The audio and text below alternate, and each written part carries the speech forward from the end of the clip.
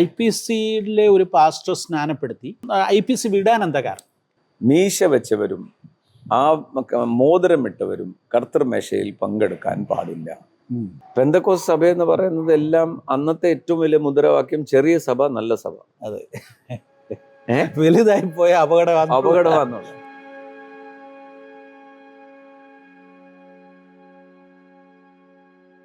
Hallelujah ന്യൂസിലേക്ക് എല്ലാവർക്കും ഒരിക്കൽ കൂടെ സ്വാഗതം. ഇന്ന് ഞാനുള്ളത് ഹെവൻലി ഫീസ്റ്റിൻ്റെ സ്ഥാപകൻ ഡോക്ടർ മാത്യു കുരുവിളയോടൊന്നിച്ചാണ്.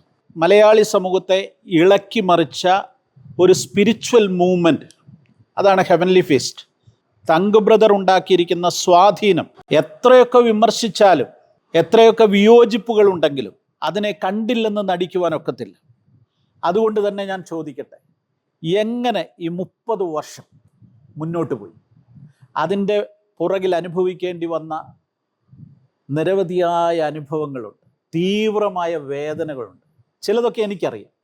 അതിൻ്റെ കൂടെ ഈ ചരിത്രത്തോടൊപ്പം സഞ്ചരിച്ച ഒരാളാണ് ഞാൻ ഒരു പരിധി വരെ. എങ്കിലും അത് തങ്ക് ബ്രദറും ആദ്യമായിട്ടായിരിക്കാം ഇങ്ങനെ ഒരു അഭിമുഖത്തിൽ അത് വെളിപ്പെടുത്തുവാൻ പോകുന്നത്.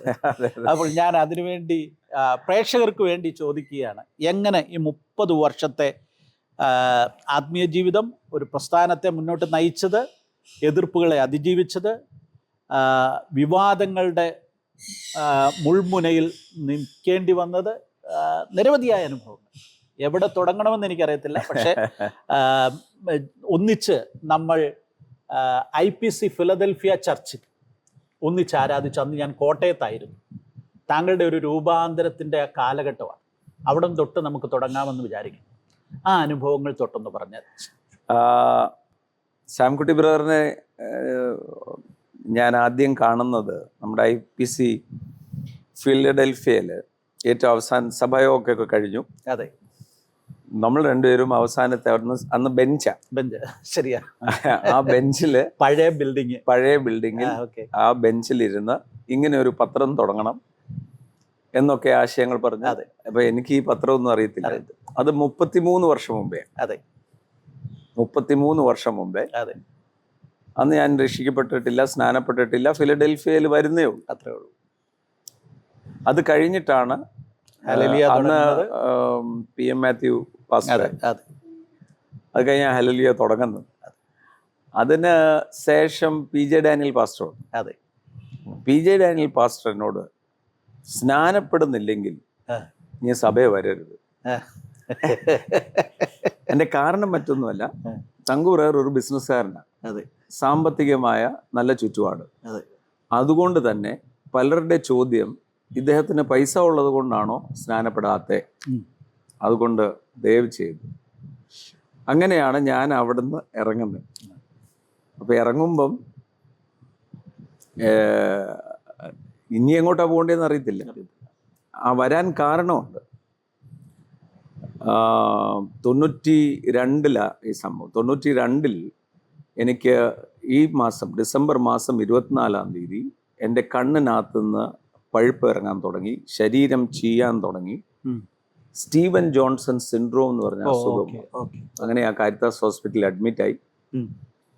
അതുവരെ ഞാനൊരു ഓബ്സ്റ്റിനേറ്റ്, നിഷേധി, അങ്ങനെ വളർന്ന 13 വയസ്സിൽ അപ്പൻ മരിച്ച ശേഷം 5 വിധവകളെ നോക്കണം, പെങ്ങളെ കെട്ടിക്കണം, അങ്ങനെ വീടാന്തരം സാധനങ്ങൾ. 5 വിധവകൾ എന്ന് പറഞ്ഞാൽ എൻ്റെ മദർ, ഗ്രാൻഡ് മദർ, ഫാദറിൻ്റെ ഒരു സിസ്റ്റർ ചെമ്മാച്ചനെ കെട്ടി ചെറുപ്പത്തിലെ മരിച്ചുപോയി അവര്, പിന്നെ എൻ്റെ ഗ്രാൻഡ് മദറിൻ്റെ ഗ്രാൻഡ് ഫാദറിൻ്റെ സിസ്റ്റർ. അപ്പം അങ്ങനെ ഞങ്ങളെ ചിന്നമ്മച്ചി എന്നൊക്കെ പറയും. അവരൊക്കെ എല്ലാവരും ഇവിടെയാണ്. ഇത് തറവാടാണ്, എനിക്കറിയാം. കൂടാതെ എൻ്റെ മൂത്ത പെങ്ങളെ കെട്ടിക്കുകയാണ്. പെട്ടെന്നാണ് ഫാദർ മരിക്കുന്നത്. ഞങ്ങൾ പറ്റ്നയിലായിരുന്നു ജനിച്ചു വളർന്നത്. അപ്പം വരുന്ന വഴിക്ക് ചെന്നൈ റെയിൽവേ സ്റ്റേഷനിൽ കാർഡിയക് അറസ്റ്റ് ഉണ്ടായി മരിച്ചു. അന്ന് എത്ര വയസ്സുണ്ട്? അന്ന് 13. അന്ന് ഫാദറിന് 61, എനിക്ക് 13. 13ാമത്തെ വയസ്സിൽ ഫാദറിനെ നഷ്ടപ്പെട്ടു. അതെ, വളരെ ആക്സിഡന്റലി, ഓർക്കപ്പുറത്ത്. അതെ. അപ്പം ഫാദർ മരിക്കുമ്പോഴൊന്നും ഫാദർ മരിച്ചത് നമുക്ക് അതിന്റെ അറിയാനുള്ള ഒരു പക്വത എത്തിയിട്ടില്ലാത്തൊരു സമയമാണ്. അതിന്റെ പ്രതിസന്ധി എന്താന്നുള്ളത് തിരിച്ചറിയാൻ പറ്റാത്തൊരു കാലം. അത് കഴിഞ്ഞ് കുറച്ച് നാൾ കഴിഞ്ഞപ്പോഴാണ് മനസ്സിലായത് ബന്ധക്കാരില്ല, സ്വന്തക്കാരില്ല. മറ്റേത് ഫാദർ ഇവിടെ ലീവിന് വരുമ്പോൾ ഒരു ഉത്സവ മനസ്സിലായി. പെട്ടെന്ന് തണലെല്ലാം മാറി. ജീവിത യാഥാർത്ഥ്യങ്ങളെ നേടണം, എന്നാ ചെയ്യണം. അപ്പം അങ്ങനെ എൻ്റെ ഒരു ഫ്രണ്ടുണ്ട്, അദ്ദേഹത്തെ ഞാൻ പരിചയപ്പെട്ടു, യാഥാർത്ഥ്യം ആക്സിഡൻ്റലി പരിചയപ്പെട്ടു. അദ്ദേഹം പറഞ്ഞു ഇങ്ങനെ ഒരു സാധനമുണ്ട്, ഇത് വിറ്റാൽ 30 രൂപ ഒരു പീസിന് കിട്ടും. അപ്പം അങ്ങനെ സ്കൂളിൽ പോകും. സ്കൂളിൽ കോട്ടയം വിദ്യാധിരാജ അല്ല പോകുന്ന കാര്യം, അവിടെ മാത്രമേ സ്പെഷ്യൽ ഇംഗ്ലീഷ് ഉള്ളൂ, എനിക്ക് മലയാളം അറിയത്തില്ല. അപ്പം സ്കൂളിൽ പോയി തിരിച്ചു വരും, 1 മണിക്കൂർ കിടക്കും. അത് കഴിഞ്ഞ് വീടാന്തരം ഈ സാധനം, കാറുള്ളവർക്ക് ഇത് വേണം. ചില ദിവസം 30 രൂപ കിട്ടും. സത്യത്തിൽ എന്താണ് സാധനം? അതായത് ഈ ഓട്ടോ ഡിപ്പർ എന്ന് പറയും. ഈ പണ്ട് ഓർക്കുന്നുണ്ട്, കാറിന് ഈ കാലേ ചവിട്ടണം ഡിം അടിക്കണമെങ്കിൽ. ശരി. അപ്പം ഈ ആക്സലേറ്ററിന്റെ ഇപ്പുറത്താണ്. അപ്പം ഇത് ഡിപ്പർ ചവിട്ടുമ്പോൾ ആക്സലേറ്ററിന്റെ കാലെടുക്കണം. അപ്പം അതുകൊണ്ട് തന്നെ ഒരു ബുദ്ധിമുട്ടുള്ളത് കൊണ്ട് ഇത് കാറിന്റെ ഗ്രില്ലെ പിടിപ്പിച്ചു കഴിഞ്ഞാൽ എതിർവശത്തെ വെട്ടമടിക്കുമ്പം തന്നെ ഡിമ്മാവും. ഓട്ടോ ഡിമ്മർ എന്നാണ് അതിൻ്റെ പേര്. ഇപ്പോഴും അത് അത്യാവശ്യമുള്ളൊരു കാര്യമാണ്. അതെ, കാരണം എന്തോ ഒരു ബുദ്ധിമുട്ടാണ് ഈ രാത്രിയൊക്കെ ഡ്രൈവ് ചെയ്യുന്നു. അപ്പോൾ ഓട്ടോ ഡിം ചെയ്യും. അപ്പം പ്രത്യേകിച്ചും ഈ ലോറിക്കാര് പിന്നെ വണ്ടിയിൽ ഓടിക്കുന്നവർക്കെല്ലാം ബുദ്ധിമുട്ട്. അപ്പം ഇതിന്റെ പ്രസക്തി മനസ്സിലാക്കിയവരെല്ലാം വാങ്ങിച്ചു. പക്ഷെ അന്ന് അത്ര അധികം കാറുള്ള കാലഘട്ടം അല്ലല്ലോ. അല്ല, ജുവല്ലറി ഉടമകള് അങ്ങനെയൊക്കെ ഉള്ളവര്. അപ്പം നമ്മൾ തന്നെ വർക്ക്ഷോപ്പിൽ അഡ്ജസ്റ്റ്മെന്റ് ഉണ്ട്, എന്ന് വെച്ചാൽ ഫിക്സ് ചെയ്ത് കൊടുക്കും. ഇത് വിറ്റാൽ 30 രൂപ കിട്ടും. ഒരെണ്ണം വിറ്റാൽ 30 രൂപ കിട്ടും. അപ്പം ചില ദിവസം വിൽക്കും, ചില ദിവസം വിൽക്കാൻ പറ്റത്തില്ല. ഇത് കൊണ്ട് വേണം ഈ കുടുംബം മുഴുവൻ കൂടെ. 13ാമത്തെ വയസ്സിലെ കാര്യമാണ് പറയുന്നത്. 13ാമത്തെ വയസ്സിലെ കാര്യം. ഞങ്ങൾ പറ്റ്നാലായിരുന്നു.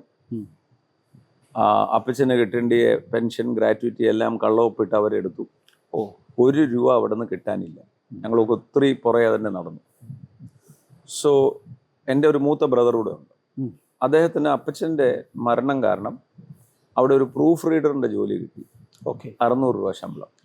അപ്പോൾ അദ്ദേഹം പോലും മിക്സറും ചായയും കുടിച്ചാൽ അവിടെ ജീവിക്കുന്ന. ഇവിടെ ഈ മുഴുവൻ കുടുംബത്തിൻ്റെ ഉത്തരവാദിത്വം എൻ്റെ പേര്. വീട്ടിൽ കരയാൻ പാടില്ല. കരയണമെങ്കിൽ ദുഃഖം വന്നാൽ വീടിൻ്റെ വെളി പോയി കരഞ്ഞ തിരിച്ചു വരും. ഞാനും കരഞ്ഞ വീട് മുഴുവൻ പോകും. ആ കിട്ടുന്ന പൈസ വെച്ച് 10 രൂപ ചിട്ടിക്ക് മാറ്റി വെക്കും, ശ്രീധനത്തിന് വേണ്ടി. കാര്യം പെങ്ങളെ കെട്ടിക്കുമ്പോൾ ശ്രീധനം. അപ്പം അങ്ങനെ ചില ദിവസം ഒന്നുമില്ലെങ്കിൽ ഇവിടെ ഈ കാണുന്ന ഈ പ്ലാവിൽ നിന്നൊക്കെ ചക്ക പറിക്കും. കടുമാങ്ങാൻ ചക്കയാണ് അന്നത്തെ ഡിന്നർ. അപ്പം അങ്ങനെ ഒരു വന്ന സാഹചര്യത്തിൽ എനിക്ക് ദൈവത്തോട് വെറുപ്പായിരുന്നു. ദൈവത്തോട് വെറുപ്പെന്ന് പറഞ്ഞാൽ വേറെ ഒന്നുമല്ല, 13 വയസ്സുകാരനായ ഞാൻ ഇത്രയും കഷ്ടപ്പെടുമ്പം ബാക്കി 13 വയസ്സുകാർ കളിച്ച് നടക്കുന്നു. അവരുടെ സൗകര്യങ്ങൾ. അപ്പം ദൈവം പക്ഷപാതകാരൻ അല്ല. അന്ന് അങ്ങനെയൊക്കെ ചിന്തിക്കാനുള്ള ഒരു ഇതുണ്ടോ? കാര്യം എന്ന് വെച്ചാൽ ഞാൻ കഷ്ടപ്പെടുക. നിങ്ങളുടെ മക്കൾക്ക് വിവാഹപ്രായമായോ? ഹല്ലേലൂയ മാട്രിമോണിയൽ നിങ്ങളെ സഹായിക്കുന്നു. വിശ്വാസികൾക്ക് ജീവിത പങ്കാളിയെ കണ്ടെത്തുവാൻ ഏറ്റവും ഫലപ്രദവും സുരക്ഷിതവുമായ മാർഗമാണിത്. 2 മാർഗങ്ങളിലൂടെയാണ് നിങ്ങളുടെ മക്കളെക്കുറിച്ചുള്ള വിവരങ്ങൾ 10,000-കണക്കിന് ആളുകളിലേക്ക് ഞങ്ങൾ എത്തിക്കുന്നത്. ഒന്ന്, ഹല്ലേലൂയ ഓൺലൈൻ. നിരന്തരം ക്രിസ്തീയ വാർത്തകൾ 100 വാട്സപ്പ് ഗ്രൂപ്പുകൾ വഴി 10,000-കണക്കിന് വായനക്കാരിലേക്ക് എത്തുന്നു. ആ വാർത്തകളോടൊപ്പം നിങ്ങളുടെ മാട്രിമോണിയലും ഉൾപ്പെടുത്തുന്നു. 2, കഴിഞ്ഞ 30 വർഷമായി പ്രസിദ്ധീകരിക്കുന്ന ഹല്ലേലൂയയുടെ പ്രിന്റ് എഡിഷൻ ഉണ്ട്. ആ പ്രിന്റ് എഡിഷനിലും ഈ മാട്രിമോണിയൽ അതുപോലെ തന്നെ ഉൾപ്പെടുത്തുന്നു. ഈ 2 മാർഗങ്ങളിലൂടെ 10,000-കണക്കിന് വായനക്കാരിലേക്ക് വളരെ പെട്ടെന്ന് നിങ്ങളുടെ മാട്രിമോണിയൽ എത്തുമ്പോൾ ആലോചനകൾ നിങ്ങളെ തേടി വരും. അതിൽ നിന്ന് ഏറ്റവും അനുയോജ്യമായത് പ്രാർത്ഥനാപൂർവം നിങ്ങൾ തിരഞ്ഞെടുത്താൽ മാത്രം മതിയാകും. അതുകൊണ്ട് വൈകണ്ട. ലോകത്തിൻ്റെ ഏത് കോണിലിരുന്നാണെങ്കിലും നിങ്ങൾക്ക് രജിസ്റ്റർ ചെയ്യാം. ഈ സ്ക്രീനിലുള്ള ഫോൺ നമ്പറിലേക്ക് നിങ്ങളുടെ മക്കളുടെ ബയോഡേറ്റയും ഫോട്ടോയും അയയ്ക്കുക. ഇന്ന് തന്നെ രജിസ്റ്റർ ചെയ്യുക. എത്രയും വേഗം നിങ്ങളുടെ മക്കളുടെ വിവാഹം നടക്കട്ടെ എന്ന് പ്രാർത്ഥിക്കുന്നു. ഇപ്പം എൻ്റെ സ്കൂളിൽ പഠിക്കുന്ന പിള്ളേരെല്ലാം അടിച്ചു പൊളിച്ച് നിൽക്കുന്നു. ആരും അപ്പോൾ അന്ന് പ്രത്യേകത ടീച്ചർമാർ പറയും, ഈ എത്ര വലിയ തമാശ പറഞ്ഞാലും ചിരിക്കാത്ത ഒറ്റ വ്യക്തി ഈ ക്ലാസ്സിൽ. എനിക്ക് ചിരി വരുന്നില്ല. എനിക്കെന്ന് വെച്ചാൽ സ്കൂൾ കഴിഞ്ഞ അന്നത്തെ ദിവസം എന്നെ നടക്കും എന്നുള്ളത്. അപ്പം അന്ന് ഞാൻ ഇത് ഇന്നലെ പോലെ ഓർക്കുന്നു, ചില ദിവസമേ കിട്ടത്തുള്ളൂ പൈസ. അപ്പം ഈ നോയമ്പിൻ്റെ സമയത്ത് ഞങ്ങൾ ഓർത്തഡോക്സിലാണ്. നോയമ്പിൻ്റെ സമയത്ത് 1 രൂപയ്ക്ക് കടവരാൽ എന്ന് പറഞ്ഞ ഉണക്കമീൻ വാങ്ങിച്ചുകൊണ്ട് വരും. ഞാനിവിടെ വന്നപ്പോൾ അമ്മച്ചി എടുത്തത് ഒറ്റ ഏറ്. നോയമ്പ് സമയത്ത് മീൻ കഴിക്കാൻ മേല. ഈ പൈസയ്ക്ക് അന്ന് 60 പൈസയാണ് 1 കിലോ അരിക്ക്. 1 കിലോ അരി വാങ്ങിച്ചായിരുന്നെങ്കിൽ ഇവിടെ ചോറ് വെക്കാറ്. പിന്നെ ഞാൻ ഇത് പൊടിയൊക്കെ തട്ടി തിരിച്ച് കടയിൽ കൊണ്ട് കൊടുത്ത് അരി വാങ്ങിച്ചുകൊണ്ട് വന്നു. 10 പൈസ കപ്പയ്ക്കില്ല. അപ്പം അങ്ങനെ ഒരു സാഹചര്യത്തിൽ വന്നപ്പം ഇവിടെ ഈ ചേരയും പാമ്പും ഒക്കെ സാധാരണ വരുന്നത് നമ്മുടെ എല്ലാവരും നാട്ടിലും. അപ്പം അത് വരുമ്പോൾ അമ്മച്ചി പറയും നേർച്ച പള്ളി കൊടുക്കണം, അത് നേർച്ച ഓർപ്പിക്കാനാണ്. അപ്പം പാമ്പ് വരുന്നത്. അപ്പം എൻ്റെ മനസ്സിലെ ചോദ്യം, ദൈവം ഇത്രയും ദരിദ്രനാണ്? കാരണം നമ്മളെ ഒരു പാമ്പിനെ വിട്ട് ഓർപ്പിച്ച് നമ്മുടെ ചെറിയ തുക 1 രൂപയ്ക്ക് വേണ്ടി ഗുണ്ടകളെ അയക്കുന്ന പോലെ. അപ്പം ഇതൊക്കെ എൻ്റെ സംഘർഷങ്ങളും ദേഷ്യവും ഞാൻ ഉണ്ടാക്കി വരുന്ന ഈ ചില ദിവസമായി കിട്ടുന്ന പൈസ. 1 രൂപയ്ക്ക് വലിയ വിലയാണ്. ആ 10 പൈസയ്ക്കാണ് കപ്പ കിലോ, 60 പൈസയാണ് 1 കിലോ അരിക്ക്. അപ്പോൾ 1 രൂപ കൊണ്ട് അവിടെ ഇടുക എന്ന് പറഞ്ഞാൽ ചങ്ക് പറിച്ച് പോകുന്നത്. ദൈവം കൈക്കൂലി വാങ്ങിക്കുന്നു. അപ്പം അങ്ങനെയാണെങ്കിൽ പാവപ്പെട്ടവൻ്റെതല്ല ദൈവം. അപ്പം പിന്നെയും ദൈവം പണക്കാരുടെ ദൈവം. പൈസ ഉള്ളവന് അപ്പം 100 രൂപ ഇടുന്നവന് അപ്പം ദൈവം കൂടുതൽ ഫേവർ ചെയ്യും. അപ്പം പൈസ വാങ്ങുന്ന ദൈവം. 2, ഞാൻ ചോദിച്ച എന്നോട് തന്നെ, ദൈവത്തിന് എങ്ങനെയാണ് മതം ഉണ്ടാകും? ദൈവമാണെങ്കിൽ ദൈവത്തിന് കുറച്ച് ഈ നമ്മുടെ ദുബായിലൊക്കെ കോട്ട സിസ്റ്റം പോലെ ഈ വർഷം ഇന്ത്യക്കാർക്ക് ഇത്രയും, ചൈനക്കാർക്ക് ഇത്രയും, ഇവർക്ക് ഇത്രയും എന്ന് പറയുന്ന പോലെ കുറച്ച് പേര് ഹിന്ദു ആയിക്കോട്ടെ, കുറച്ച് ക്രിസ്ത്യാനി ആയിക്കോട്ടെ, കുറച്ച് മുസ്ലിം ആയിക്കോട്ടെ. ഇതൊക്കെ എൻ്റെ ചോദ്യങ്ങളായിരുന്നു. അപ്പം അങ്ങനെ ഒരു സെമി ഓർഫനായി ജീവിതത്തോട് മല്ലിട്ട് ഗെറ്റ് ഔട്ടുകൾ കേട്ട് എൻ്റെ അന്നത്തെ കൂട്ടുകാരെന്ന് പറയുന്നത് 80 വയസ്സുകാരോ 60 വയസ്സുകാരാണ്. അവരുടെ കൂട്ടത്തിൽ പോയിരിക്കും. അവർ ഓരോന്ന് എനിക്ക് പറഞ്ഞു തരും. അങ്ങനെ വളർന്ന് 23-ാം വയസ്സിൽ ഞാൻ വിവാഹം കഴിച്ചു.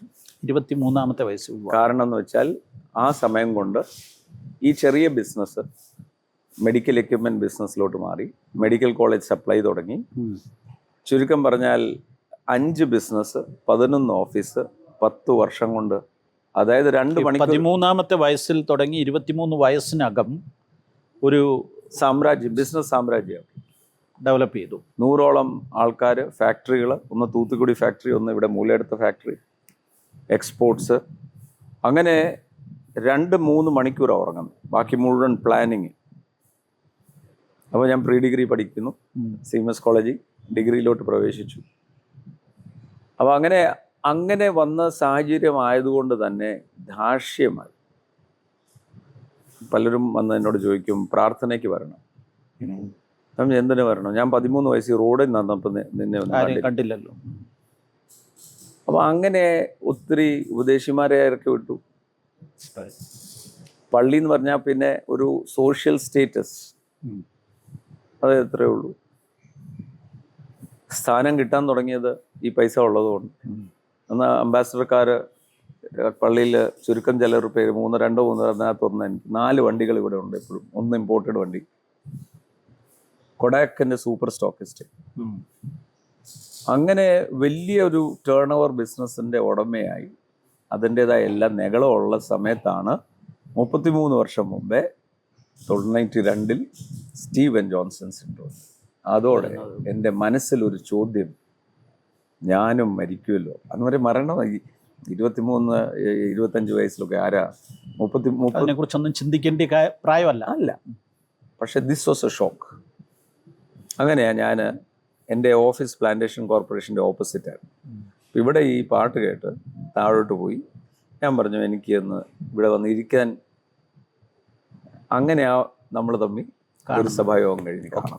ഞാൻ അന്നേരം ഒരു കാര്യം ചോദിക്കട്ടെ. ഈ 23-ാമത്തെ വയസ്സായപ്പോഴേക്കും ജീവിതത്തിൽ എന്തൊക്കെയോ നേടി, നല്ലൊരു ബിസിനസ്, നേരത്തെ പറഞ്ഞ പോലെ ഒരു ബിസിനസ് സാമ്രാജ്യം തന്നെ പ്രത്യേകിച്ച് കോട്ടയം പോലൊരു സിറ്റിയിൽ ഡെവലപ്പ് ചെയ്ത ഒരാളെ സംബന്ധിച്ച്, ഒരു ചെറുപ്പക്കാരനെ സംബന്ധിച്ചിടത്തോളം ഒത്തിരി കൂട്ടുകെട്ടുകളും തെറ്റിപ്പോകാൻ മീൻസ് ഞാൻ പറഞ്ഞത് ജീവിതം തകർന്നു പോകാനുള്ള ഒത്തിരി സാധ്യതകളുണ്ടായിരുന്നു, ഇഷ്ടം പോലെ. പക്ഷേ അതിലേക്കൊന്നും പോയില്ല.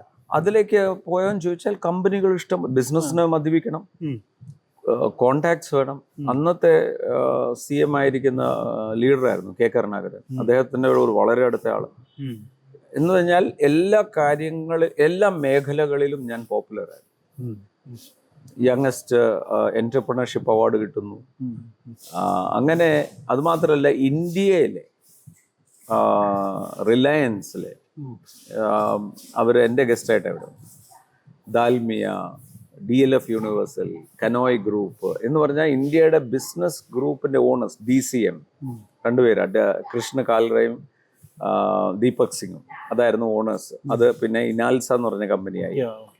ഫെഡേഴ്സ് ലോയിഡ്, പുനീത് ഖന്ന, പുഞ്ച് ഗ്രൂപ്പ് എന്ന് വേണ്ട ഇന്ത്യയുടെ പ്രധാനപ്പെട്ട ബിസിനസ് ഗ്രൂപ്പുകൾ എല്ലാത്തിൻ്റെയും ഓണേഴ്സുമായിട്ട് ബന്ധം. ഒരു മാസം ഒരു കുത്ത് ടിക്കറ്റാ ട്രാവൽ ഏജൻസി തരുന്നത്. ഇന്ന് രാവിലെ ഡൽഹിയിലാണ്, ഉച്ചയ്ക്ക് കൽക്കട്ടയിലായിരിക്കും, വൈകുന്നേരം ബോംബെ പോയി കിടന്നു തുടങ്ങും. അങ്ങനെ ഒരു ശൃംഖല. അപ്പം കൂട്ടുകെട്ടുകളുണ്ട്. പക്ഷേ ഇപ്പുറത്തെ വശം എന്തോ എന്നെ നിർത്തുന്നുണ്ടായിരുന്നു, ഒരു അതിർ കടന്ന് പോകാതെ വേണ്ടാത്ത ഒരു കാര്യത്തിന് പോകാനായിട്ട്. ആരോ മദ്യപിക്കും, സോഷ്യൽ റിങ്, വീട്ടിൽ ഇരുന്നുകൊണ്ട് കുടിക്കത്തില്ല, സോഷ്യൽ അവിടെ അവരെ ആരെങ്കിലും എന്റർടൈൻ ചെയ്യാനായിട്ട്. അപ്പം അതിൻ്റെ കൂടെ ഉണ്ടായിരുന്നത് നെഗളം. എന്നോട് വേണ്ടാത്ത സംസാരിക്കരുത്, എന്നോട് കളിക്കാൻ വരരുത് എന്നുള്ള ആ സാധനം ഉണ്ടായിരുന്നു. അപ്പം ആ ഒരു വിരൽ ചൂണ്ടി സംസാരിച്ചാൽ താഴെ വെക്കാൻ പറയും. ഇതൊരു വശം. അപ്പുറത്തെ വശം, ഞാൻ യാത്ര കാറിൽ വരുന്ന സമയത്ത് ഏതെങ്കിലും പാവപ്പെട്ടവനെ ആരെങ്കിലും തല്ലുന്ന കണ്ടാൽ ഞാൻ വണ്ടി നിർത്തി അവിടെ ഇറങ്ങിച്ചു. അവൻ്റെ കൈ പൈസ ഇല്ലെന്ന് വിചാരിച്ചുകൊണ്ട് അടിക്കാൻ പറ്റത്തില്ല. എന്ന് വെച്ചാൽ പാവപ്പെട്ടവരോട് അനീതി കാണിച്ചാൽ അപ്പളെ പ്രതികരിക്കും. കാരണം നമ്മൾ അങ്ങനെ ഒരു സാഹചര്യത്തിൽ നിന്ന് എനിക്കാരുമില്ലായിരുന്നു. സോ ആ മെന്റാലിറ്റിയിൽ ഇരിക്കുമ്പോഴാണ് പെട്ടെന്ന് ഈ സ്റ്റീവൻ ജോൺസൺ സിൻഡ്രോം. അതെനിക്കൊരു ബ്രേക്ക് അല്ല, സഡൻ ബ്രേക്കും ഹാൻഡ് ബ്രേക്കും കൂടെ പോലെ ഒന്നിച്ചു വന്നു. അത് ഷോക്കായിരുന്നു. അങ്ങനെയാണ് ഞാൻ ആദ്യമേ IPC ഫിലഡൽഫിയയിൽ വരുന്നതും നമ്മൾ തമ്മിൽ കാണുന്നതും. അത് കഴിഞ്ഞ് PG ഡാനിയൽ പാസ്റ്റർ വന്നു. അത് കഴിഞ്ഞ് പിന്മാറിപ്പോയി. ദൈവ അന്വേഷിയായി. കാര്യം doctor Ramesh N. Nair Caritas ഹോസ്പിറ്റലിലെ അദ്ദേഹം ഇന്നുമുണ്ട്. ഈ ക്രിസ്മസിനും അങ്ങനെ ഗ്രീറ്റിംഗ്സ് അയച്ചായിരുന്നു. അദ്ദേഹം ഞാൻ ഇറങ്ങിപ്പോയപ്പം പറഞ്ഞു, യു ആർ എ മിറക്കിൾ, നീ ഒരു അത്ഭുതം. കാര്യം സ്റ്റീവൻ ജോൺസൺസ് വന്ന 5 പേഷ്യൻ്റ് ഇവിടുന്ന് മരിച്ചാൽ പോയത്. നീ ഒരു ഇന്റേണൽ ഡാമേജും ഇല്ലാതെ രക്ഷപ്പെടുകയാണ്. കണ്ണിലെ കാഴ്ച നഷ്ടപ്പെട്ടു.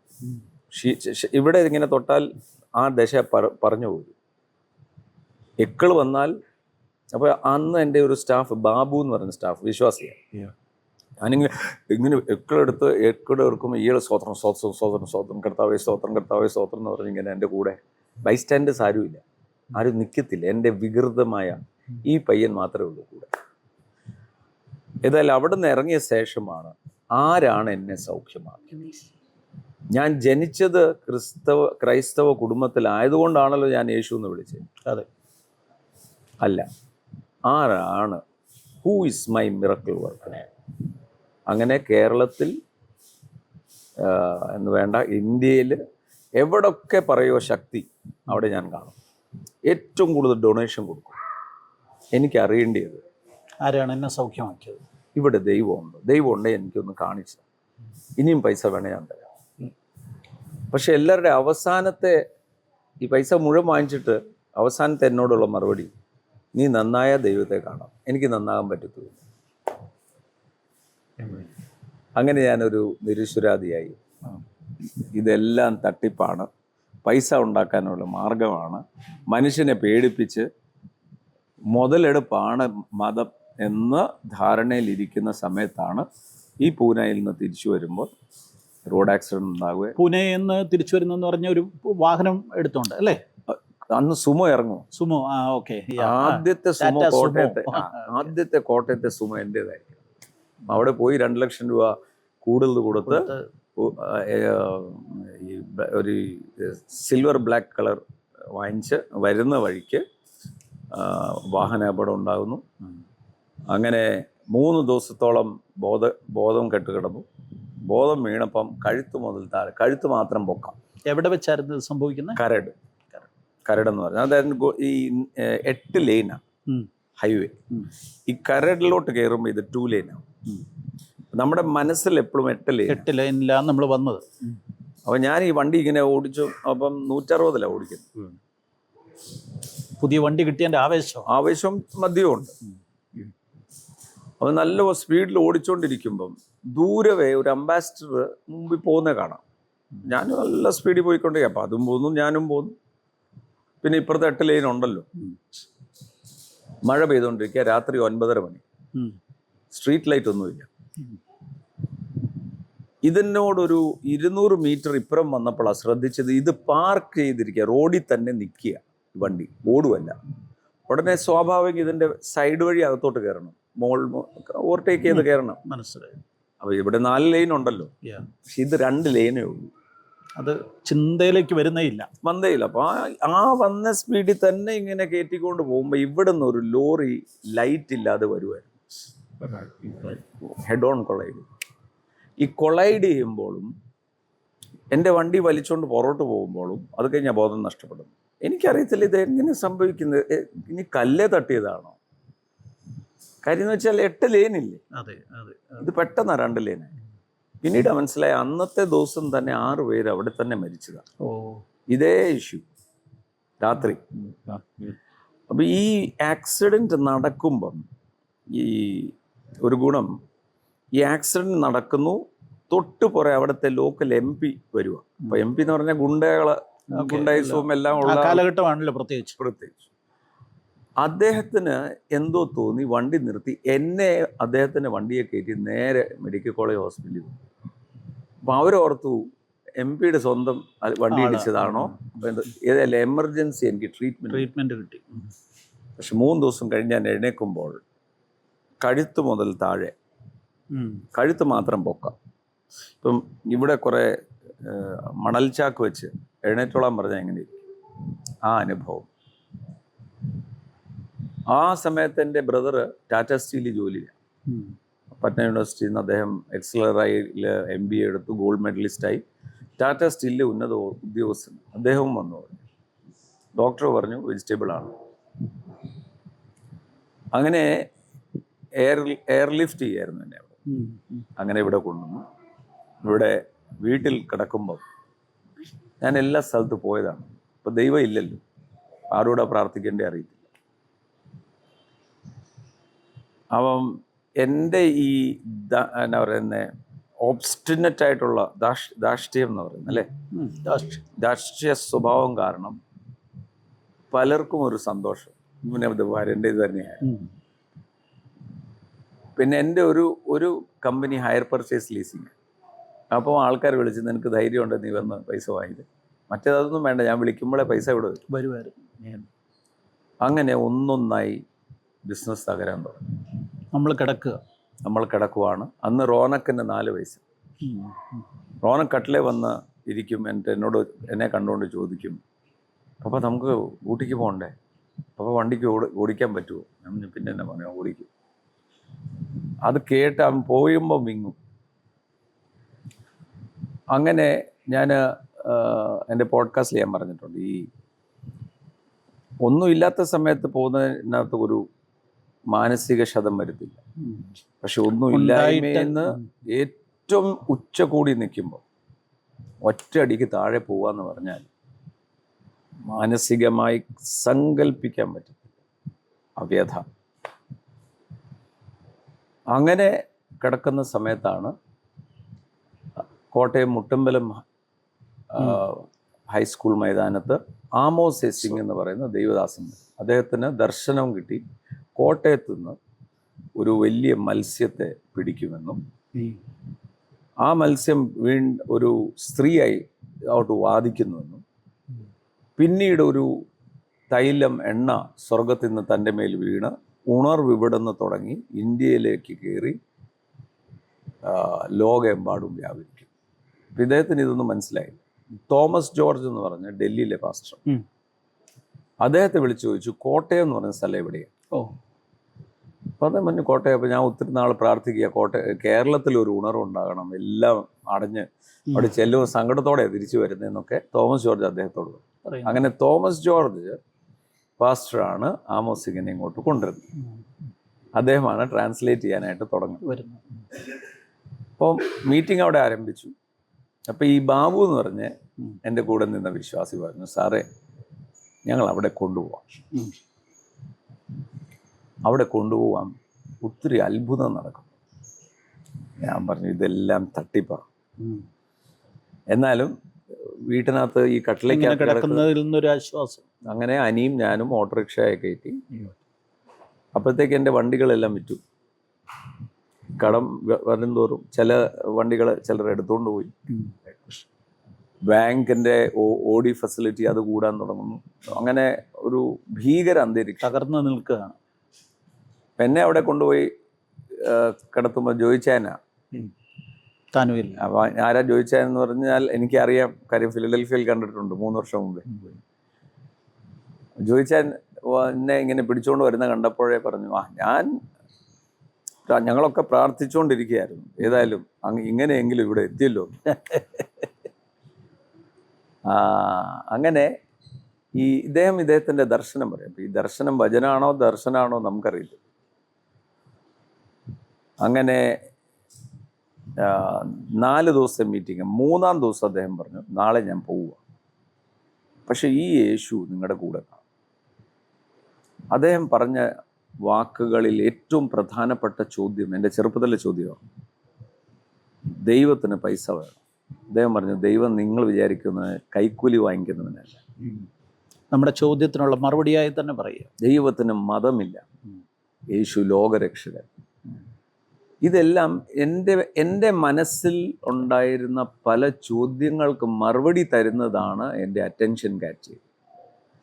അപ്പോൾ എല്ലാ ദിവസവും സൗഖ്യം നടക്കുന്നുണ്ട്. ഒരു സൗഖ്യം നടക്കുമ്പം എൻ്റെ കൈ പൊങ്ങുന്നില്ലായിരുന്നു, എൻ്റെ കൈ പൊങ്ങി. ഉടനെ എൻ്റെ മനസ്സിൽ പോകുന്നത് എന്താ, ഇവന് 50 രൂപ കൊടുത്തതാണ്. എൻ്റെ കണ്ണ് കാണത്തില്ലായിരുന്നു, കാണുന്നു, ഇത് 500 രൂപയുടെ കേസാണ്. അപ്പം എൻ്റെ മനസ്സ് മുഴുവൻ ഈ കാശ് കൊടുത്ത് സാക്ഷ്യം. കാര്യം ഞാൻ അവിടെ എനിക്കൊന്നും സംഭവിച്ചിട്ടില്ല. മനസ്സിലായി. ഈ ചോദ്യങ്ങൾക്ക് മറുപടി എന്നിട്ട് പറഞ്ഞു, ഞാൻ ഇവിടുന്ന് പോയാലും യേശു നിങ്ങളുടെ കൂടെ കാണും. ഈ യേശുവിനെ നിങ്ങളുടെ ഹൃദയത്തിൽ, നിങ്ങളുടെ വീട്ടിലേക്ക് ക്ഷണിക്കാൻ ആഗ്രഹിക്കുന്നവർ മുമ്പോട്ട് വരാൻ പറ്റും. അപ്പം യേശു ജീവിക്കുന്നു. യേശു കൈക്കൂലിക്കാരനല്ല, പൈസ വേണ്ട, കാര്യസാധ്യതയ്ക്ക് നേർച്ച കൊടുക്കുന്ന പോലെ കൊടുക്കണ്ട. ദൈവം വാങ്ങുന്നവനല്ല, കൊടുക്കുന്നവനാ. അങ്ങനെ പുത്രനെ കൊടുത്തു. ഇതെല്ലാം എൻ്റെ തോട്ട് പ്രോസസ്സിൽ ഒരു ഒരു ഒരു ഒരു പുതിയ ആശയമായിരുന്നു. പല ചോദ്യങ്ങൾക്ക് ഉത്തരം കിട്ടുന്ന പോലെ. അങ്ങനെ അനിയും ബാബുവും 2 പേരും കൂടെ ചേർന്ന് എന്നെ മുമ്പിൽ കൊണ്ടുപോയി പിടിച്ചു നിൽക്കുക. ഇദ്ദേഹം പ്രാർത്ഥന തുടങ്ങി. അപ്പോൾ ആദ്യത്തെ ദിവസം തോമസ് ജോർജ് ട്രാൻസ്ലേറ്റ് ചെയ്ത്, പിറ്റേ ദിവസം മുതൽ വേറെ ആൾക്കാരാണ് ട്രാൻസ്ലേറ്റ് ചെയ്യുന്നത്. പൊട്ടത്തെറ്റാ ഇദ്ദേഹം പറയുന്നത് അല്ല. നമുക്കിതറിയാമല്ലോ, ഹിന്ദി എനിക്കറിയാവുന്നതുകൊണ്ട് ഇത് മുഴുവൻ ക്യാച്ച് ചെയ്യാൻ പറ്റും. അപ്പം ഞാൻ അവിടെ നിന്നുകൊണ്ട് ഇവിടെ പ്രാർത്ഥന നടക്കുക, കർത്താവേ എൻ്റെ രക്തം കഴുകണേ, പാപിയാണ്, അതൊക്കെ പറഞ്ഞുകൊണ്ടിരിക്കുക. എൻ്റെ മനസ്സിൽ ഞാൻ പാപിയാന്നുള്ളത് തോന്നലില്ല. കാര്യം ഞാൻ പാവങ്ങളെ സഹായിക്കുന്നു. അന്നും ഈ കുഞ്ഞുങ്ങൾ എൻ്റെ മുമ്പിൽ വന്നാൽ വിദ്യാഭ്യാസ സഹായം മുതൽ ആരെങ്കിലും ഉപദ്രവിക്കുന്നത് കണ്ടു കഴിഞ്ഞാൽ അപ്പോഴേ ഞാൻ ഇടപെടും. ഇവിടെയൊക്കെ ഒരു 4 സെൻറ്റേ ഉള്ളൂ. അവരുടെ വീട് ജപ്തി ചെയ്യാൻ പോവുക. 3 പെമ്പിള്ളേർ, ഒരു കുടുംബം. അവരുടെ പൈസ കൊടുത്ത് അവരെ രക്ഷിക്കുക. എൻ്റെ നിസ്സഹായതയിൽ കൂടെ പോകുന്ന ഒരാൾ എൻ്റെ കൺമുമ്പിൽ വന്ന് ഞാൻ സഹായിക്കും. അപ്പം എന്നെ സംബന്ധിച്ച് ഞാനൊരു നല്ല മനുഷ്യനാണ്. മനസ്സാക്ഷി വിരോധമായി ഒന്നും ചെയ്യുന്നില്ല, പൈസ കൊടുത്ത് സഹായിക്കും. പക്ഷെ ഇദ്ദേഹം പറയുന്ന ജന്മന പാപിയാണ്. അപ്പം ഞാൻ അവിടെ നിന്നുകൊണ്ട് പറഞ്ഞു, കർത്താവേ എനിക്കറിയത്തില്ല, ഞാൻ പാപിയാണെങ്കിൽ എൻ്റെ എല്ലാ പാപങ്ങളെയും അങ്ങയുടെ രക്തത്താൽ കഴുകണം. ഇദ്ദേഹം പറഞ്ഞു, അങ്ങ് എൻ്റെ അകത്ത് വന്ന് വസിക്കും. അങ്ങനെയാണ്, എൻ്റെ അകത്ത് വന്ന് വസിക്കണം. സൗഖ്യമാകാൻ പറ്റത്തില്ലെന്ന് എനിക്കറിയാം, ബട്ട് കം ഇൻസൈഡ് ഓഫ്. എൻ്റെ ഈ ഡിപ്രഷനിൽ മാറ്റം. ഒരു സ്നാപ്പ് ഓഫ് എ ഫിംഗറിനകത്ത് എൻ്റെ അകത്തൊരു ആനന്ദം എന്ന് പറഞ്ഞാൽ, സാംകുട്ടി ബ്രദറെ, ഞാൻ എനിക്ക് നടക്കാൻ മേലെന്നോ പിടിച്ച് കൈവിട്ട താഴെ പോയാലോ അതൊന്നും ഒരു വിഷയമല്ല. നമ്മളുടെ മൈൻഡ് കംപ്ലീറ്റ്ലി അങ്ങ് ചേഞ്ച് ആയി. അതും in A snap of A finger. മറ്റേതൊരു 500 രൂപയുടെ ഓർഡർ കിട്ടി, ഒരു പുതിയ ബ്രാഞ്ച് തുടങ്ങി, 1 കോടി രൂപയുടെ ചെക്ക് കിട്ടുന്നു. ഇതെല്ലാം കിട്ടുന്ന ഒരു സന്തോഷമല്ല ഇത് ആനന്ദമായിരുന്നു. അകത്തുനിന്ന് വെളിയിലോട്ട്. മറ്റേത് വെളിയിൽ നിന്ന് അകത്തോട്ടാണ്. ഇത് അകത്തുനിന്ന് അങ്ങ് വെളിയിലോട്ട് വരാൻ പറ്റും.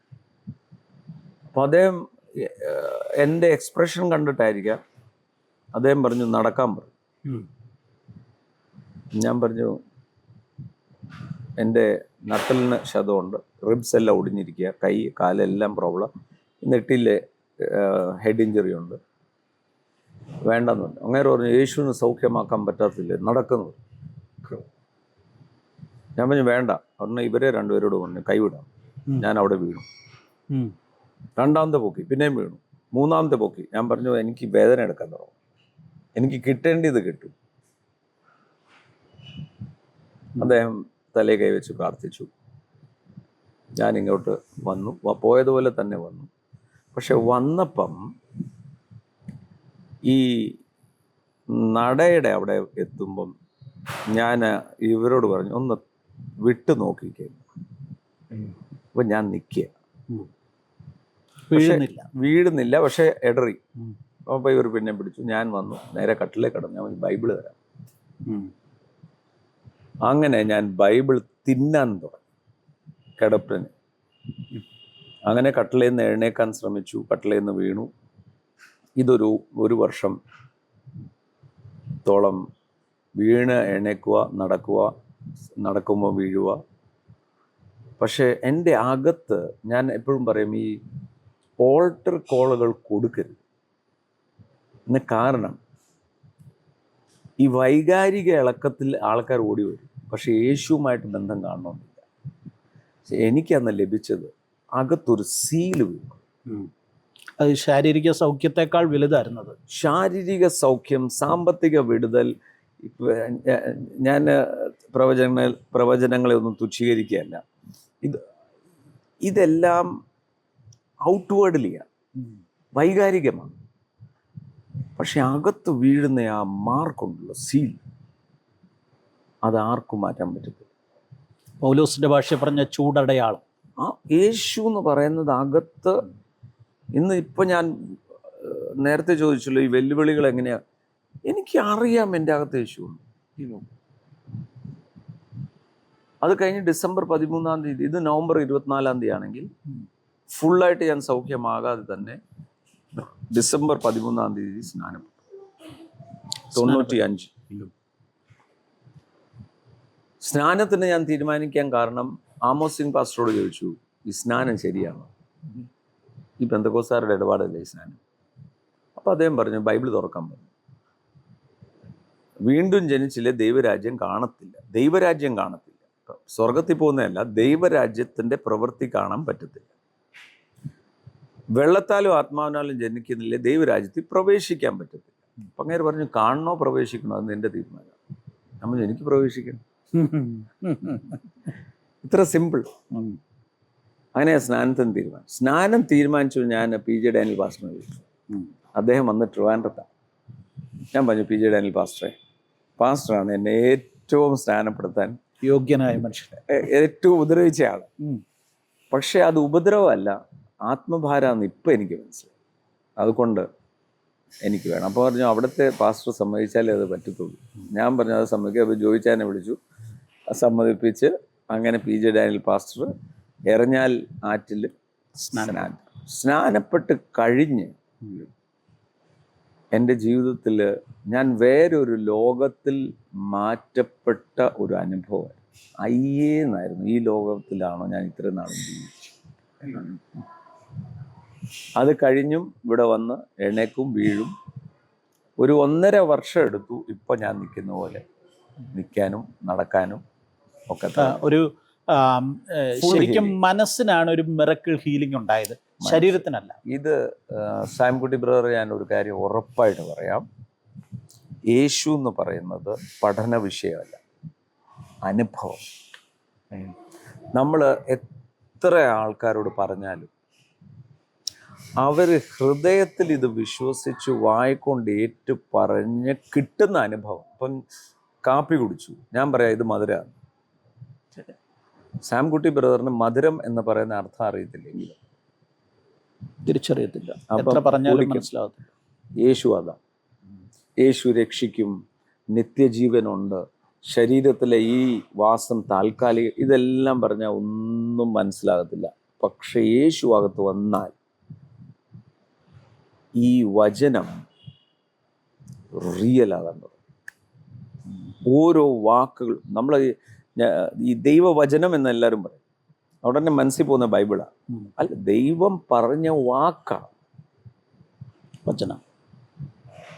അപ്പം തങ്കു പറഞ്ഞ വചനം എന്ന് പറയത്തില്ലേ, തങ്കു എന്നോട് പറഞ്ഞെന്നല്ലേ പറയുന്നത്. ദൈവം പറഞ്ഞത് ആണ് എഴുതിയിരിക്കുന്നത്. ആ വ്യത്യാസം. വചനം എന്ന് പറയുമ്പോൾ നമ്മൾ ഒരു എങ്ങോ നടന്ന ഒരു കാര്യം പോലെ. എന്നാൽ പറഞ്ഞ വാക്കെന്ന് പറയുമ്പോൾ അതിൻ്റെ ഘനം മാറുകയാണ്. അപ്പം ചിലർ എന്നോട് ഈ കഴിഞ്ഞ ദിവസം പോഡ്കാസ്റ്റിലാണ് രഞ്ജു ബ്രദർ എന്നോട് ഇൻ്റർവ്യൂവിൽ ചോദിച്ചു, തങ്കുറർ ഈ വചനം ലിറ്ററലി അങ്ങ് എടുക്കൂ, അതെന്തിനാ? ഞാൻ ലിറ്ററലി എടുക്കാൻ കാര്യം എൻ്റെ ദൈവം നുണ പറയത്തില്ല. ഞാൻ മഹത്വത്തിനെ പ്രതിബിംബിക്കുന്ന കണ്ണാടിയാണെന്നും മഹത്വത്തിൽ നിന്ന് മഹത്വത്തിലേക്ക് എന്ന് പറയുമ്പോൾ ഞാൻ അത് ലിറ്ററലി എടുക്കുവാന്ന്. കാര്യം ദൈവം നുണ പറയത്തില്ല. ഇത് ആലങ്കാരികമായ ഒരു പോയട്രി അല്ല ബൈബിൾ. ചില വാക്കുകളൊക്കെ അലങ്കാരികമായി എഴുതി. It is real. യേശു റിയലാ, യേശു ജീവനോടെ ഉണ്ട്. ആ യേശു എന്ന തലയാകുന്നതിൻ്റെ ശരീരമാ സഭ. ഞാൻ എല്ലാവരോടും പറയും, വേറെ എവിടെയും പോയി കളിച്ചു, സഭയ്ക്കകത്ത് കളിക്കുന്നു അപകടമാണ്. ബാക്കി എല്ലാം ക്ഷമിക്കപ്പെടും, ശരീരത്തെ കയറി തുടരും. പൗലോസിനോട് പറഞ്ഞ എന്നെ ഉപദ്രവിക്കുന്ന എന്താ? സോ ഇതായിരുന്നു എൻ്റെ ആരംഭം, ഒരു ട്രാൻസ്ഫോർമേഷൻ. പിന്നെ എൻ്റെ ഒരു സ്വഭാവം ചെറുപ്പം മുതലേ എല്ലാവരെയും സംശയമാണ്. കാര്യം ഒത്തിരി പേര് വഞ്ചിച്ചിട്ടു എൻ്റെ ഈ യാത്രയുടെ ഇടയിൽ. പക്ഷെ ഒരു കാര്യത്തിന്മേൽ ഞാൻ കൺവിൻസ്ഡ് ആണെങ്കിൽ എന്നെ അവിടെ നിന്ന് ആർക്കും മാറ്റാൻ പറ്റത്തില്ല. എന്നാ വന്നാലും ഞാൻ മാറത്തില്ല. അതിനെ പ്രസ്താവിക്കാൻ എനിക്ക് പരിപൂർണ ബോൾഡ്നെസ് ആണ്. ഓക്കെ, അടുത്തൊരു സ്റ്റെപ്പിലേക്ക് വരുമ്പോൾ ഈ IPCയിലെ ഒരു പാസ്റ്റർ സ്നാനപ്പെടുത്തി, അതിനുശേഷവും ഫിലദൽഫിയ സഭയിൽ ആരാധനയ്ക്ക് പോയിക്കൊണ്ടിരുന്നു. പിന്നെ അവിടുന്ന് ഈ IPC വിടാൻ എന്താ കാരണം? IPCയിൽ ഞാൻ വരും. അപ്പം എല്ലാ ദിവസവും വൈകുന്നേരം കോട്ടയം ടൗണിൻ്റെ നടുക്ക് ട്രാക്ട് കൊടുക്കും. അപ്പം ചിലർ തെറി വിളിക്കും. അപ്പോൾ അവിടെ ഒരു ആനന്ദ് ഭവൻ എന്ന് പറഞ്ഞ ഹോട്ടലുണ്ട്, ഇന്നുമുണ്ട്. അപ്പോൾ അവിടെ ഞാൻ കഴിക്കാനായിട്ട് 2 ഇഡ്ഡലി തിന്നും വൈകുന്നേരം. അപ്പോൾ 5 മണിക്ക് കട അടയ്ക്കും. ബിസിനസ് ഉണ്ടെന്ന് അടച്ച്. പക്ഷെ അന്നേരം ഒത്തിരി കടമൊക്കെ ഉണ്ട്. കടവും വെല്ലുവിളിയും അത് ഒരു വശം. പക്ഷെ അതിനേക്കാളും അതീതമായ ഒരു ഡീപ്പ് പീസാണ്. അപ്പോൾ ഇവിടെ വന്ന് ട്രാക്ട് കൊടുക്കും. അത് കഴിഞ്ഞ് ആനന്ദ് ഭവനിൽ പോകുമ്പം അവിടെ ഇരിക്കുന്നവർക്കെല്ലാം ആദ്യമേ ട്രാക്ട് കൊടുക്കും, എന്നിട്ട് വന്ന് കഴിക്കും. അപ്പം ചിലർ ചുരുട്ടി കൂട്ടി എറിയും കിട്ടുന്ന സന്തോഷം ഭയങ്കരമാണ്. അത് കാണുമ്പോൾ എറിഞ്ഞിട്ട് പോകുമ്പോൾ ചിലർ വന്ന് പറയും, ചിലർ വന്ന് എൻ്റെ കൂടെ ഇരുന്നിട്ട് നിങ്ങൾ എത്രയും ധൈര്യത്തോടെ ഇത് ചെയ്യുന്നത് വലിയ ഞങ്ങൾക്കൊരു ഉത്സാഹം. ഏതായാലും IPCയിൽ അപ്പം എൻ്റെ കൂടെ ഉള്ള കൂട്ടുകാർ, എൻ്റെ ചില സ്റ്റാഫുകൾ, അവരെല്ലാം എൻ്റെ കൂടെ സഭായോഗത്തിന് വരാൻ വരും. സ്നാനപ്പെട്ടിട്ടില്ല, വരാൻ തുടങ്ങി. അപ്പം പ്രശ്നം മീശ, 2 മോതിരം. KC സാമുവൽ പാസ്റ്റർ KC ജോണിന്റെ ബ്രദർ, യങ്ങർ ബ്രദർ. എനിക്ക് ഏറ്റവും ഇന്നും ഞാൻ ബഹുമാനിക്കുകയും ഇഷ്ടപ്പെടുന്നയാളാണ്.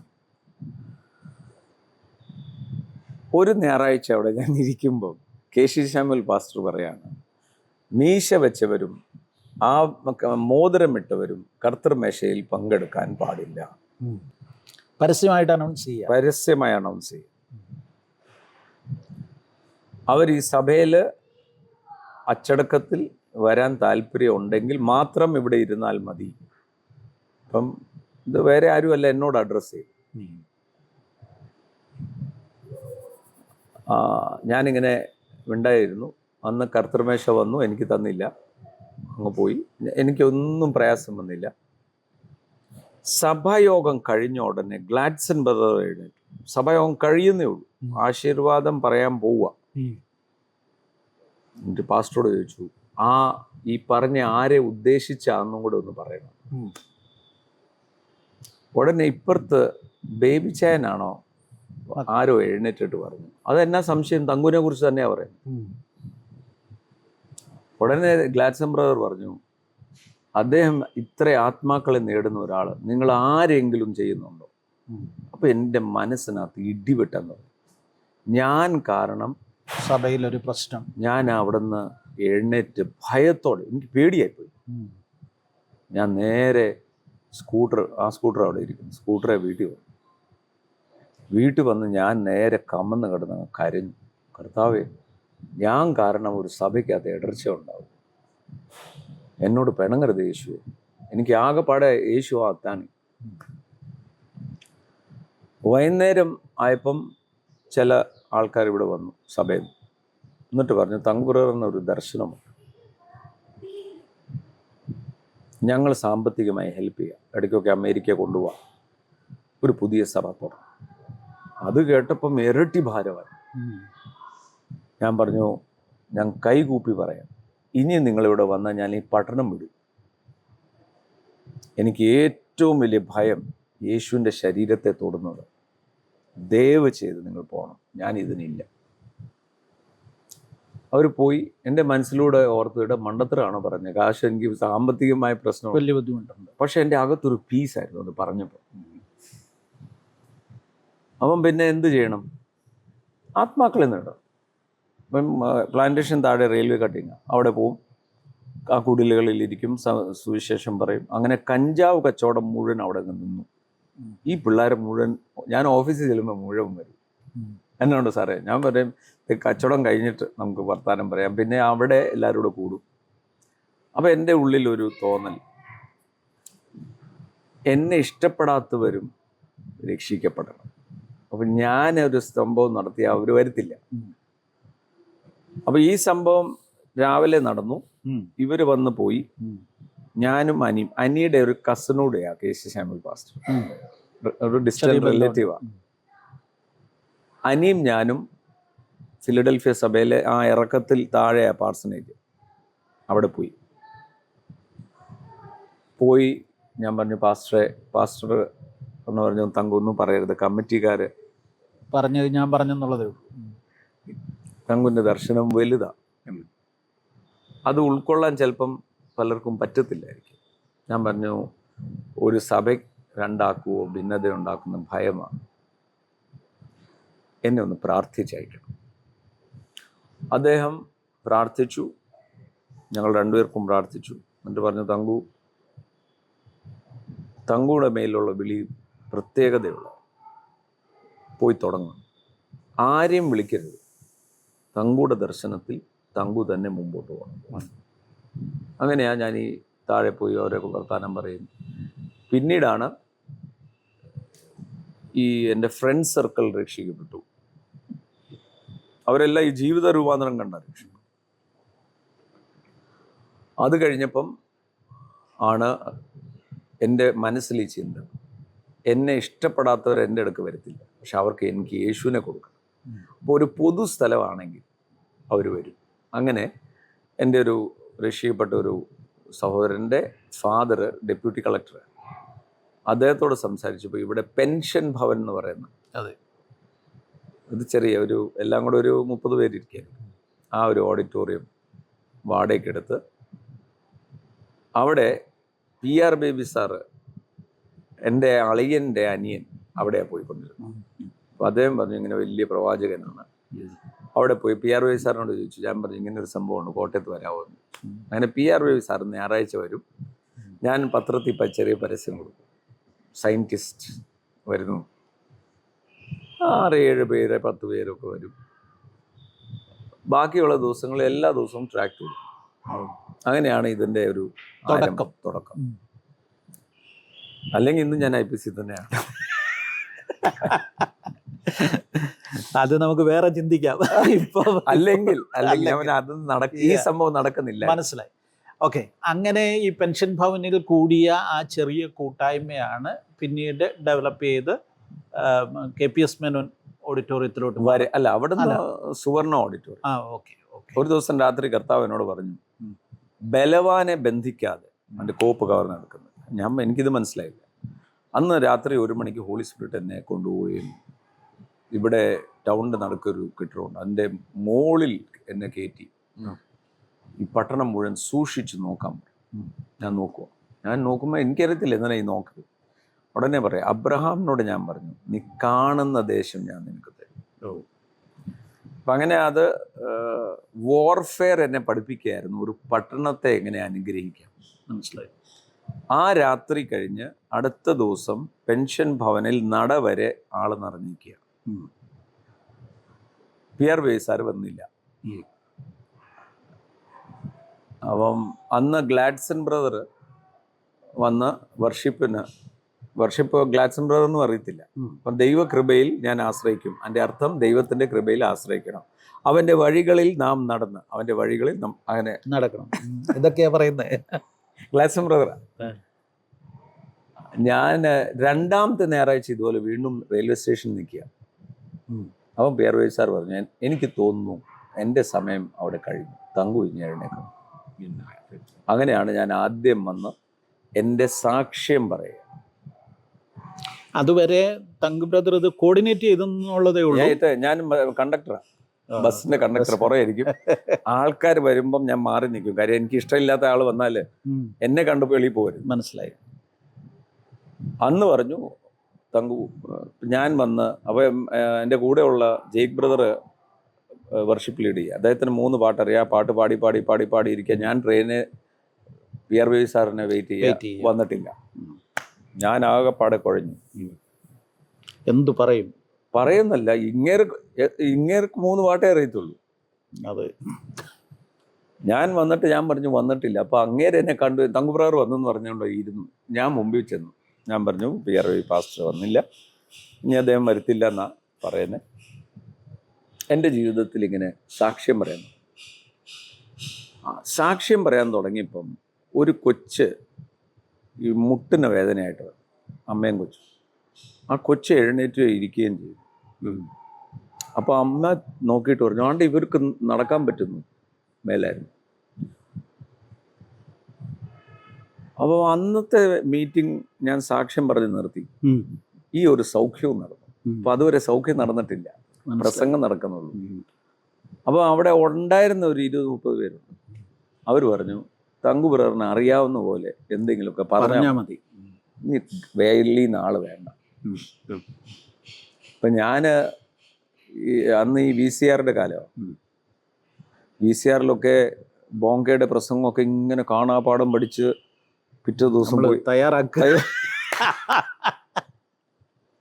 നമുക്ക് ഒന്നും അറിയത്തില്ലല്ലോ.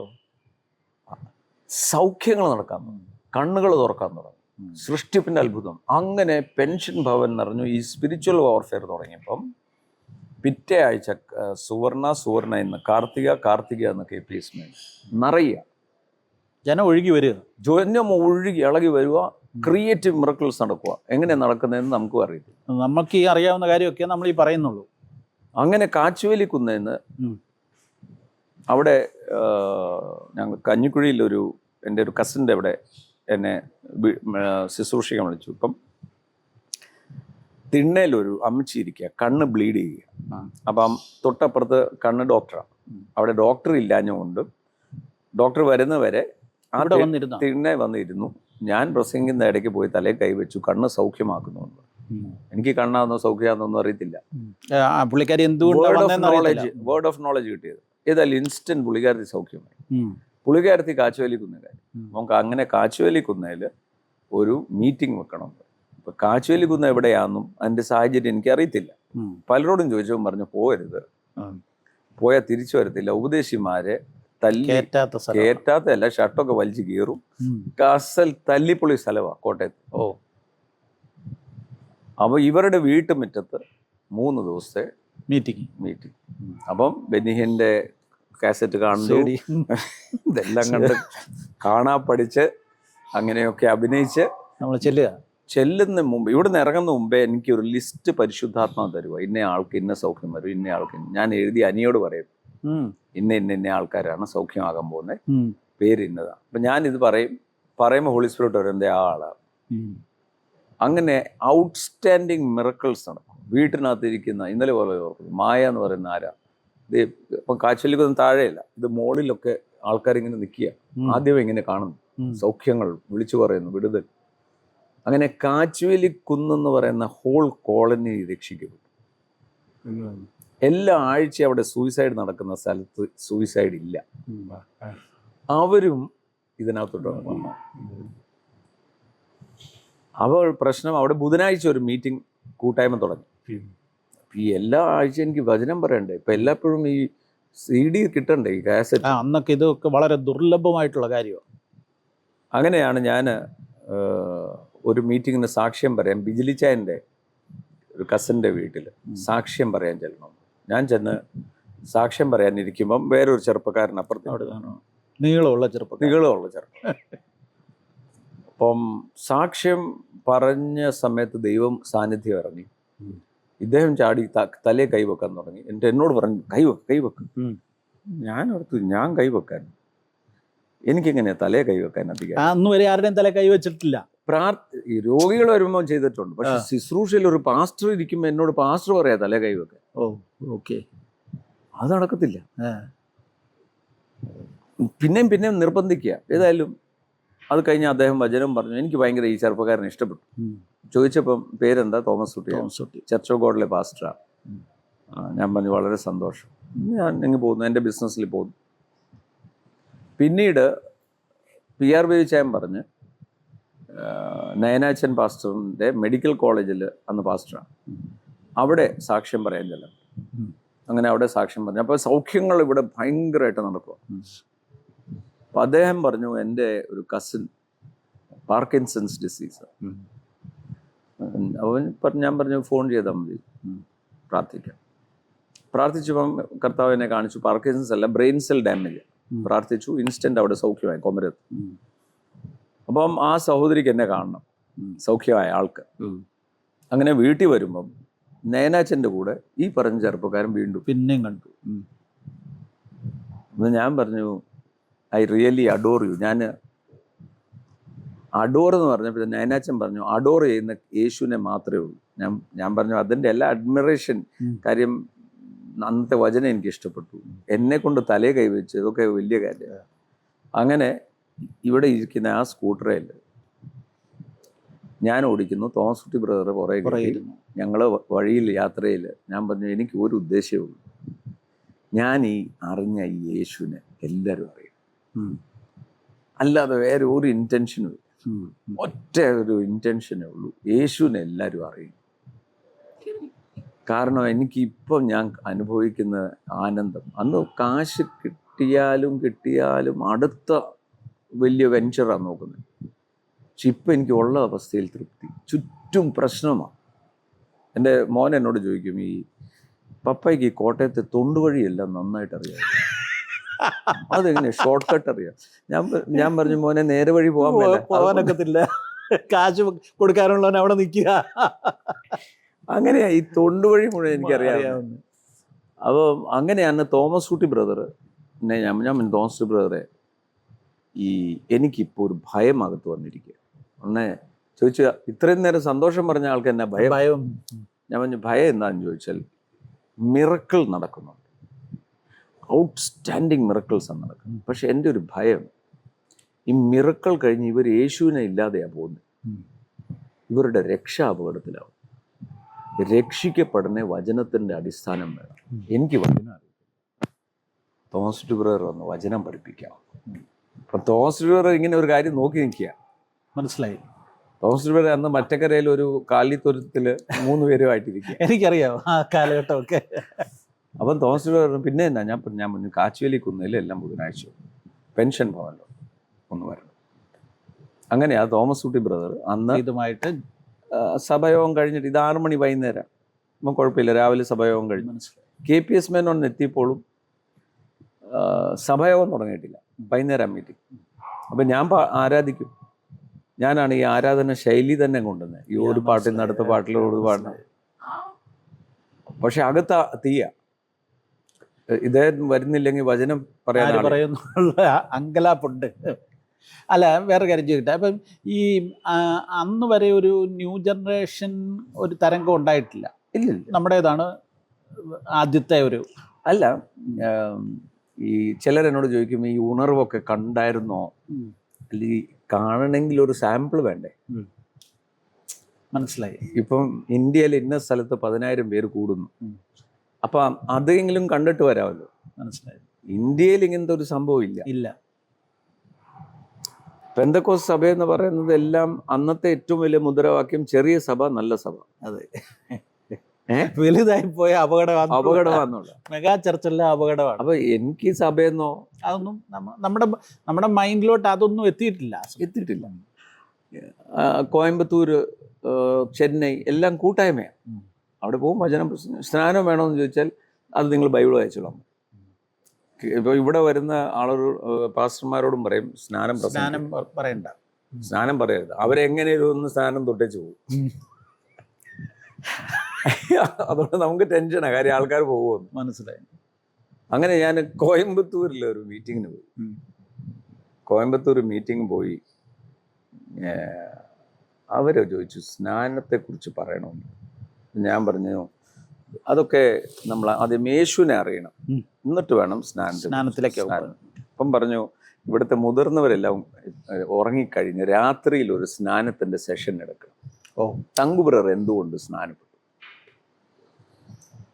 അങ്ങനെ അവിടെ ഇരുന്ന ഒരു 40-50 പേരുണ്ട്. എല്ലാവരും ഉറങ്ങി. രാത്രി 12 സർവീസ് തുടങ്ങുക. സ്നാനത്തിനെ കുറിച്ച് ഒരു 1:30 മണിയൊക്കെ ആയപ്പോൾ ഇവർക്ക് എല്ലാം സ്നാനപ്പെടും. അപ്പം എനിക്ക് സ്നാനപ്പെടുത്താൻ ഓർഡിനേഷൻ ഉണ്ട്. ഞാൻ ഉടനെ തോമസ് കുട്ടി ബ്രദറിനെ വിളിച്ചു. തോമസ് കുട്ടി ബ്രദർ പറഞ്ഞു തങ്കുബ്രറെ അത് എനിക്ക് സ്നാനപ്പെടുത്താൻ പറ്റത്തില്ല, ചർച്ച് ഓഫ് ഗോഡുകാർ എന്നെ പിടിക്കും. പുള്ളി ചർച്ച് ബോർഡിലെ ഓർഡൈൻഡ് പാസ്റ്റർ നടക്കത്തില്ല, ആഭരണം ഇട്ടുകൊണ്ടാ. ഞാൻ ആമോസിന് രാത്രി 1:30 നടത്താൻ വിളിച്ചു. ഉടനെ പറഞ്ഞു യു ആർ ഓൾറെഡി ഓർഡൈൻഡ് എന്ന് പറഞ്ഞു. ഇനി നിന്റെ ഒരു മനസ്സിന് വേണ്ടി ഞാനിപ്പം പ്രാർത്ഥിച്ച് ഓർഡിനേഷൻ തരുവാന്ന്. ഫോണിലൂടെ ഓർഡിനേഷൻ. അപ്പം പിന്നെ എവിടെ സ്നാനപ്പെടുത്തും? അപ്പം 2 പേര് പോയിരിക്കുക, പൂളൊക്കെ തപ്പുക, സ്വിമ്മിങ് പൂൾ സ്നാനപ്പെടുത്തണ്ടേ. ആറ്റ്, ഓട്, തോട് എല്ലാം തപ്പി കിട്ടിയില്ല.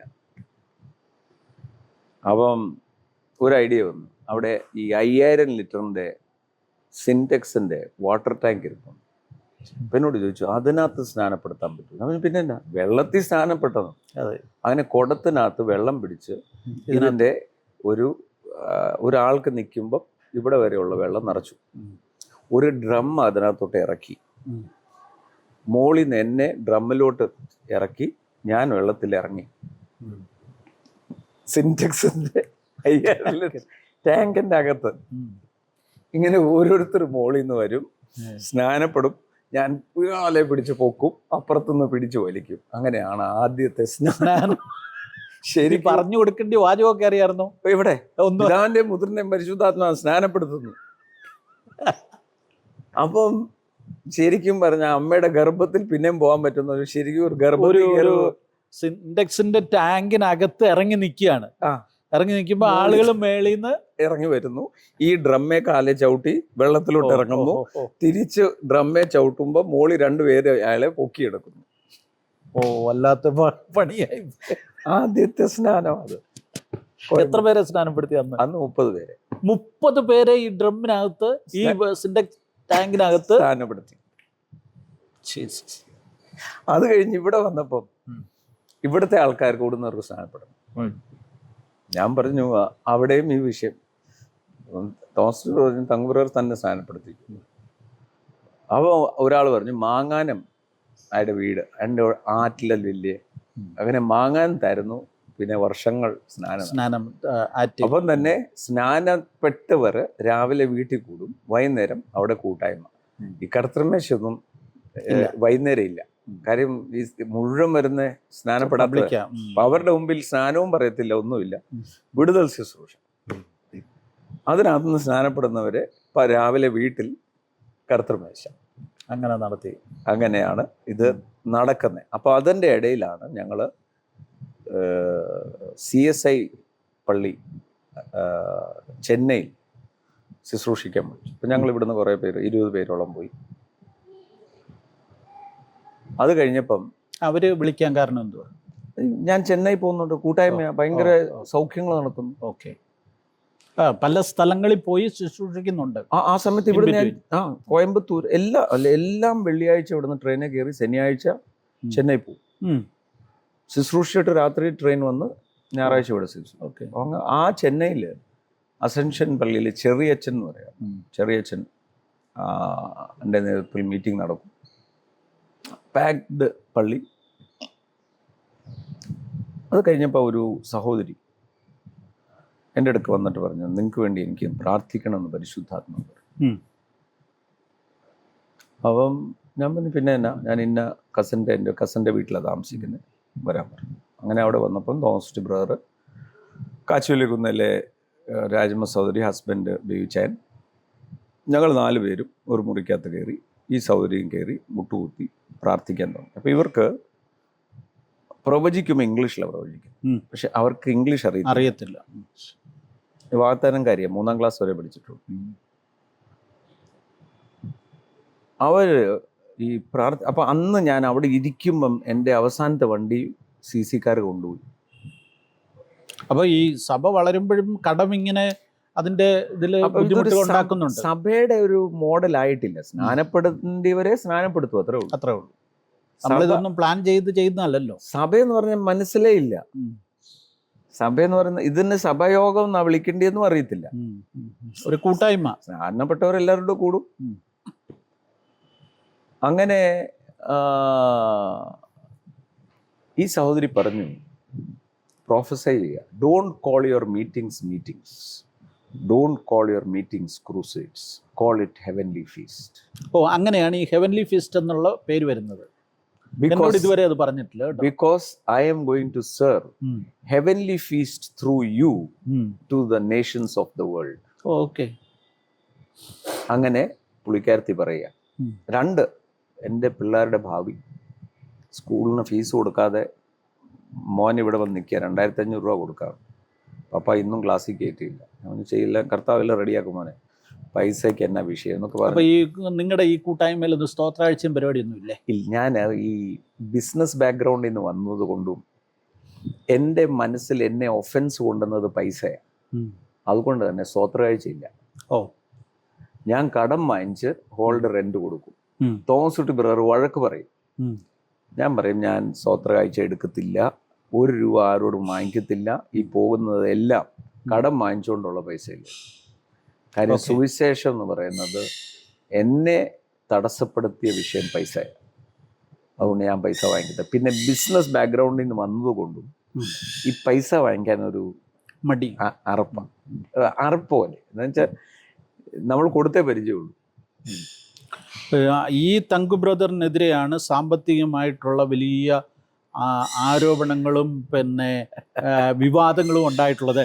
എൻ്റെ പ്രേക്ഷകരോട് ഞാൻ പറയട്ടെ, തങ്കു ബ്രദറുമായിട്ടുള്ള അഭിമുഖത്തിൻ്റെ 1ാം ഭാഗം ഇവിടെ അവസാനിക്കുകയാണ്. ഹെവൻലി ഫീസ്റ്റ് എന്ന പേരിൽ ഈ പ്രസ്ഥാനം അതിന് പേരിടുവാൻ മുഖാന്തരമായത്, അല്ലെങ്കിൽ അതിലേക്ക് എത്തിയത് വരെയാണ് നമ്മൾ ഈ കഥ കേട്ടത്. തങ്കു ബ്രദർ അദ്ദേഹത്തിൻ്റെ ആരംഭ കാലഘട്ടത്തിൽ തൻ്റെ കൂട്ടായ്മയിൽ സ്തോത്രകാഴ്ച പോലും എടുക്കാതെ ഇരുന്ന കാര്യമാണ് നമ്മളോട് പറഞ്ഞത്. വിവാദങ്ങൾ ഒത്തിരി പിന്നീട് ഉണ്ടായിട്ടുണ്ട്. അതിലേക്കൊക്കെ നമ്മൾ അടുത്ത എപ്പിസോഡിൽ എത്തുകയാണ്. എല്ലാവർക്കും നന്ദി. കാത്തിരിക്കുക അടുത്ത എപ്പിസോഡിന് വേണ്ടി.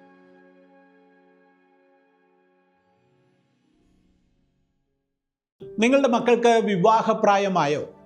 ഹല്ലേലൂയ മാട്രിമോണിയൽ നിങ്ങളെ സഹായിക്കുന്നു. വിശ്വാസികൾക്ക് ജീവിത പങ്കാളിയെ കണ്ടെത്തുവാൻ ഏറ്റവും ഫലപ്രദവും സുരക്ഷിതവുമായ മാർഗമാണിത്. 2 മാർഗങ്ങളിലൂടെയാണ് നിങ്ങളുടെ മക്കളെക്കുറിച്ചുള്ള വിവരങ്ങൾ 10,000-കണക്കിന് ആളുകളിലേക്ക് ഞങ്ങൾ എത്തിക്കുന്നത്. 1, ഹല്ലേലൂയ ഓൺലൈൻ. നിരന്തരം ക്രിസ്തീയ വാർത്തകൾ 100-കണക്കിന് വാട്സപ്പ് ഗ്രൂപ്പുകൾ വഴി 10,000-കണക്കിന് വായനക്കാരിലേക്ക് എത്തുന്നു. ആ വാർത്തകളോടൊപ്പം നിങ്ങളുടെ മാട്രിമോണിയലും ഉൾപ്പെടുത്തുന്നു. 2, കഴിഞ്ഞ 30 വർഷമായി പ്രസിദ്ധീകരിക്കുന്ന ഹാലലിയയുടെ പ്രിൻ്റ് എഡിഷനുണ്ട്. ആ പ്രിൻ്റ് എഡിഷനിലും ഈ മാട്രിമോണിയൽ അതുപോലെ തന്നെ ഉൾപ്പെടുത്തുന്നു. ഈ 2 മാർഗങ്ങളിലൂടെ 10,000-കണക്കിന് വായനക്കാരിലേക്ക് വളരെ പെട്ടെന്ന് നിങ്ങളുടെ മാട്രിമോണിയൽ എത്തുമ്പോൾ ആലോചനകൾ നിങ്ങളെ തേടി വരും. അതിൽ നിന്ന് ഏറ്റവും അനുയോജ്യമായത് പ്രാർത്ഥനാപൂർവം നിങ്ങൾ തിരഞ്ഞെടുത്താൽ മാത്രം മതിയാകും. അതുകൊണ്ട് വൈകണ്ട. ലോകത്തിൻ്റെ ഏത് കോണിലിരുന്നാണെങ്കിലും നിങ്ങൾക്ക് രജിസ്റ്റർ ചെയ്യാം. ഈ സ്ക്രീനിലുള്ള ഫോൺ നമ്പറിലേക്ക് നിങ്ങളുടെ മക്കളുടെ ബയോഡേറ്റയും ഫോട്ടോയും അയയ്ക്കുക. ഇന്ന് തന്നെ രജിസ്റ്റർ ചെയ്യുക. എത്രയും വേഗം നിങ്ങളുടെ മക്കളുടെ വിവാഹം നടക്കട്ടെ എന്ന് പ്രാർത്ഥിക്കുന്നു.